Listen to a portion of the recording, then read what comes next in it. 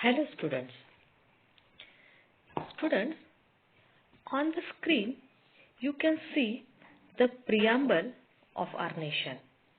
Yes, as you come to school and we start the assembly, we say this preamble. We start it as we, the people of India, having solemnly resolved to, yes, to constitute India of a sovereign, socialist, secular, democratic republic and to secure to all of its citizens justice, social, economic and political. In this way, we say the preamble. We say the pledge also, and then we say the national anthem.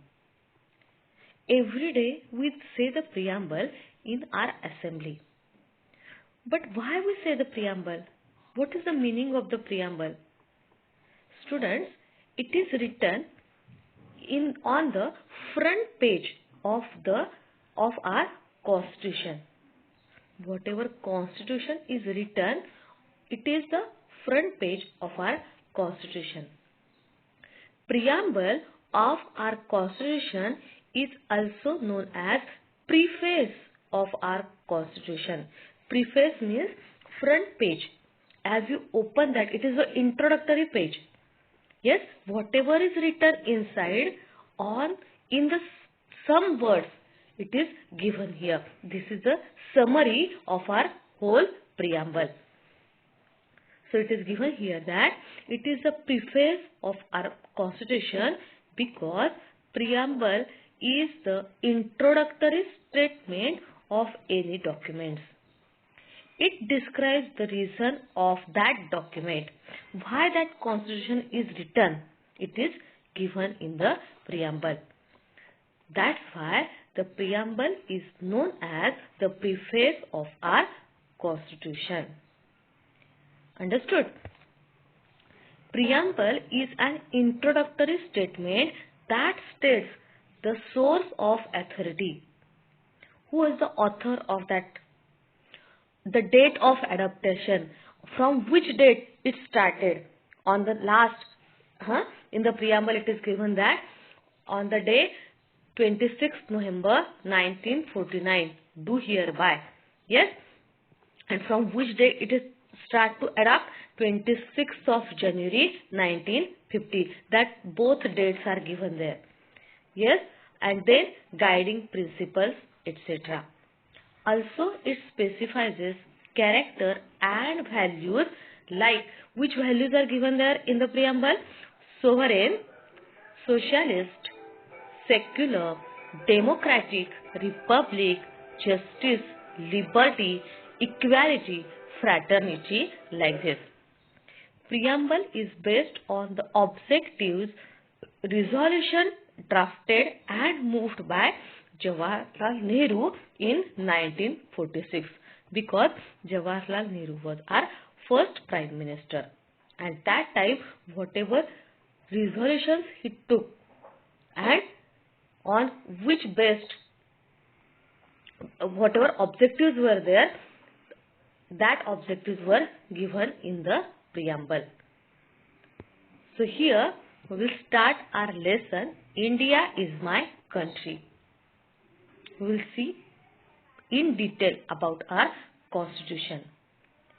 In a school, there are rules which the students follow and with which the teacher guide them. Yes, we are having our school diary, and in our school diary some rules are given. As per that rules, we follow that. As per that rules, we go through whole year. That is the guideline of our school. Whole year, at which date, which exams will held. Yes, after that, which programs will be there on which day. On which days the holidays will be there. Like that, whole year's planning is there, and as per that diary, our schools run. In this way, our country runs as per the constitution. Whatever is written in the constitution, we are abide with that rules.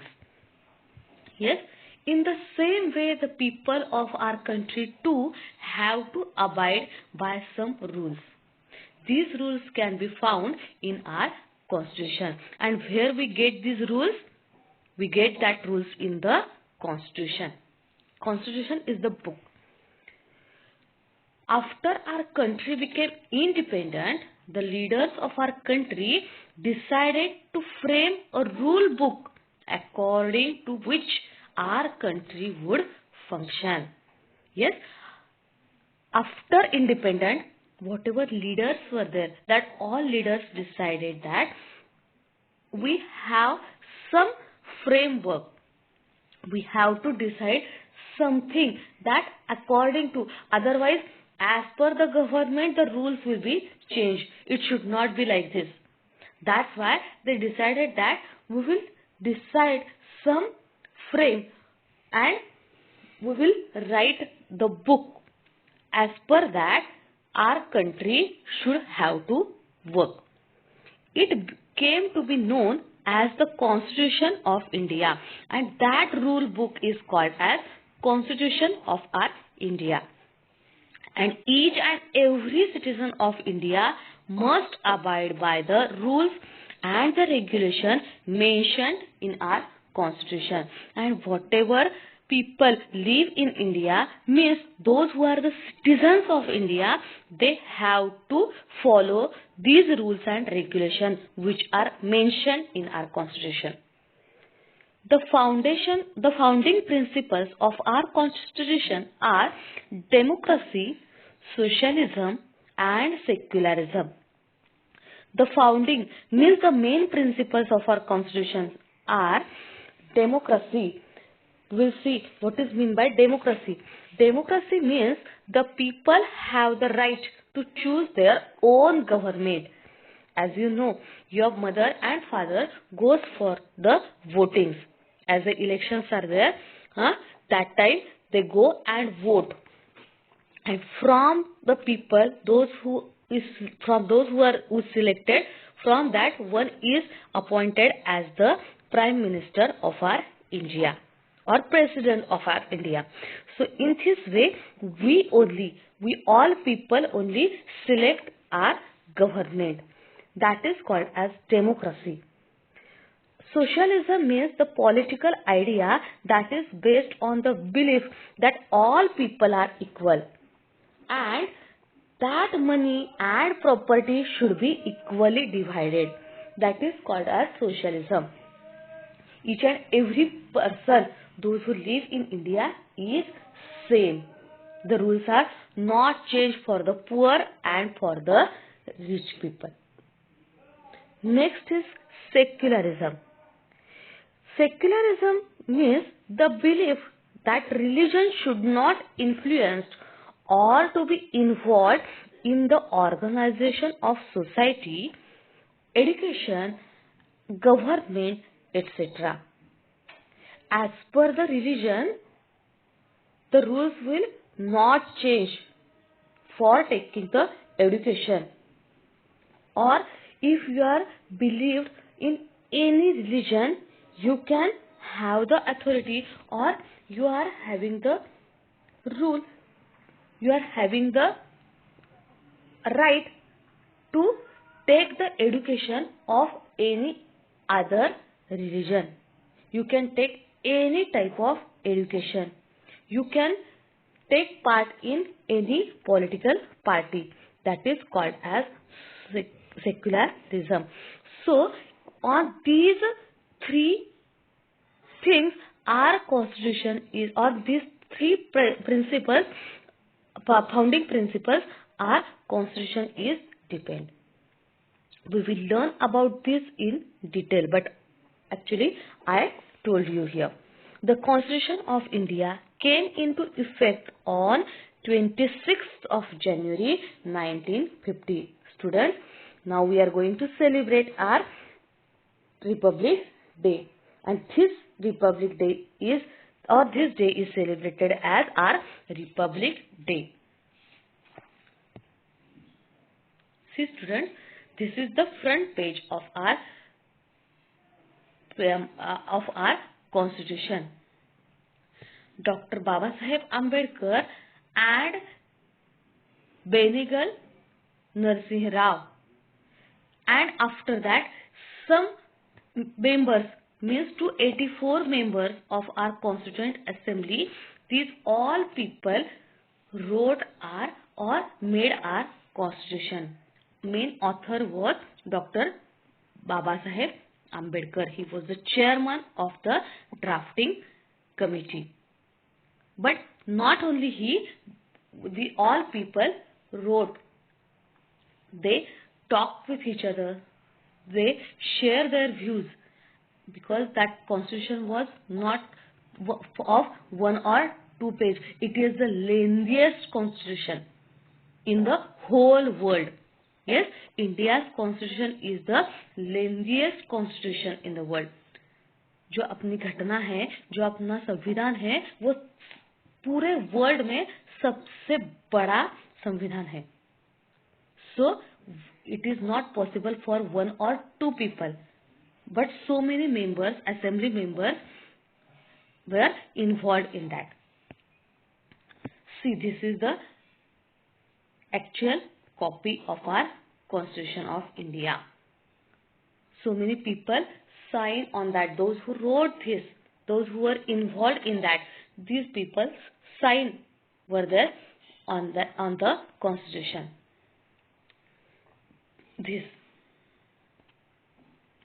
That much people were involved in our Constitution. That time, these were the members of our Constituent Assembly. This is the original copy of the book. See, on this front page, our preamble is written. Now, I already told about the democracy to you. Here we will see in the detail. In a democracy, the people have the right to choose who will govern the country. A democratic government is a government of the people, by the people, and for the people. Whatever government we choose, that is chosen by the people, and we choose that for us, means by the people, for the people, and of the people. That government is for all of us. It works for all of us, those who live in India. India has adopted the principle of universal adult franchise, which means that every citizen of the country who is 18 years or above have the right to vote. Yes, all of you know that. If you become 18 years old, after that you get your voter card. Yes, and you can use that voter card to give the vote to any person of any political party, and we can choose our own government. That is called as democracy. Now we will see republic. India is a democratic republic. What does it mean by republic? A country which is ruled by people elected by the countrymen is called a republic. जिनको हम खुद चुन के देते हैं, that is called as elected. That is called as republic. जो elected people है वो हमारी कंट्री चलाते हैं, वो अपना देश चलाते हैं. जैसे अभी पंतप्रधान कौन है? नरेंद्र मोदी जी है. उनको हम लोगों ने चुन के दिया है ना. तो हम में से कोई एक जाके हम लोग एक आदमी पंतप्रधान बन सकता है, प्राइम मिनिस्टर बन सकता है, क्योंकि कोई भी आम आदमी भी इलेक्शन के लिए खड़ा हो सकता है ना. तो हम में से ही कोई हमारे ऊपर राज करेगा. राज करेगा means the country can be run by the government. In a republic, an elected president who is the head, prime minister is okay. He He also governs the country, but head of our India is the president. Yes, in a republic, an elected president is the head of the state. We have already learnt that India celebrates her Republic Day on 26th of January 1950. All of you know about that. Every day we celebrate that in our country, or in our school we hoist the flag on this day. Now here we will see some fundamental rights. In the Constitution of India, there is a list of rights which are known as fundamental rights. The people of India are entitled to enjoy these rights. Why these rights are given to us? Which people live in India are privileged to enjoy these given rights which are given in our Constitution. No one can deny a citizen his or her fundamental rights. So those who live in India, that citizens should enjoy these given rights, and no one can deny for enjoying these fundamental rights to you. Citizens can approach the court of law if his fundamental rights are denied, and anybody tried to deny these rules, anybody force you or stops you to enjoying these given rights, you can take that person to the court. Which are these fundamental rights? Students, we will see this. These are right to equality, right to freedom, right against exploitation, right to freedom of religion, cultural and educational rights, and right to approach a court of law. Each and every person is equal. Nobody is poor and nobody is rich in front of law. Yes? Each and every person is the same in front of law. Each and every person can take the education. Each and every person can give the vote. Here, in front of law, rich person and a poor person's value is same. That is called as equality. Here we are having the right to freedom. Means we can freely go anywhere. There are no rules for the man and woman separately.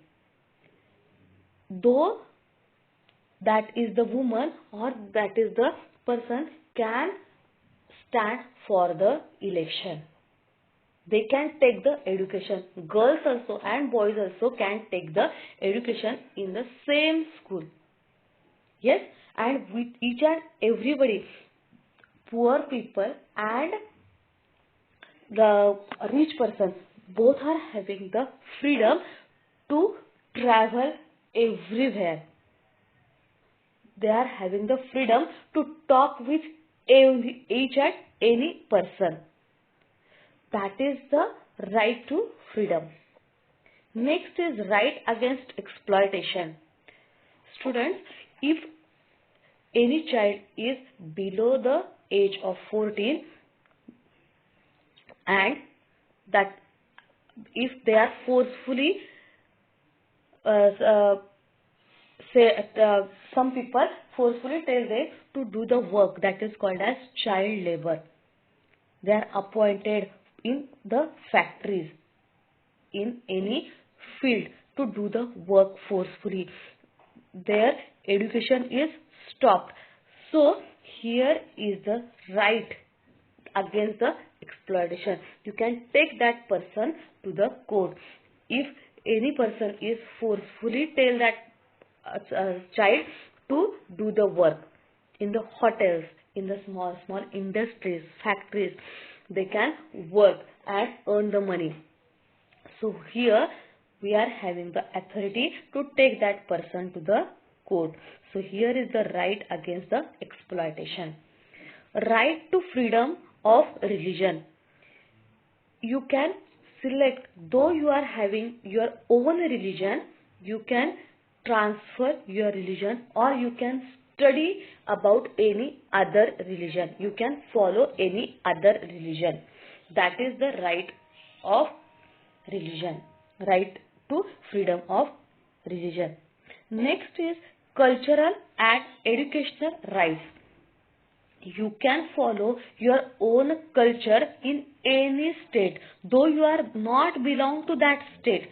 Means from any other state, if you come and live in Maharashtra, you can follow their culture, you can follow your culture in our Maharashtra. Or if Maharashtrian people go and live in Punjab, they can follow their own culture there. Means we are having the freedom to follow our own culture, and we are having the freedom to follow all educational rights, to take the education. Each and every person, though they are belong to any caste, any religion, though they are boy or girl, they can take the education. These are the cultural and educational rights. Next is right to approach a court of law.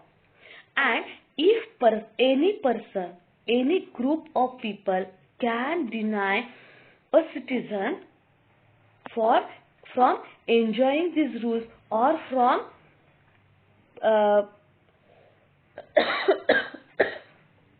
entitled to enjoy these rules, then we can approach to the court. Yes, we can take that person, we can take that group of people to the court. That is the right to approach a court of law. That is our right. Means our constitution gives us the right to take the education. Yes, to